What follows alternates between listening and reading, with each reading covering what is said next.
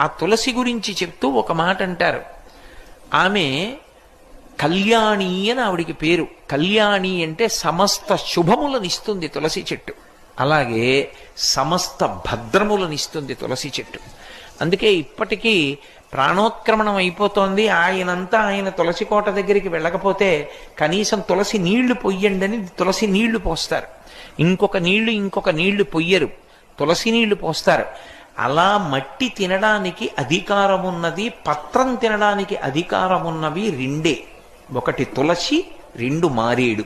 అసలు నేను సరిగ్గా క్రమంలో చెప్పాలంటే ముందు మారేడు, వెనక తులసి. అంత గొప్పది తులసి చెట్టు.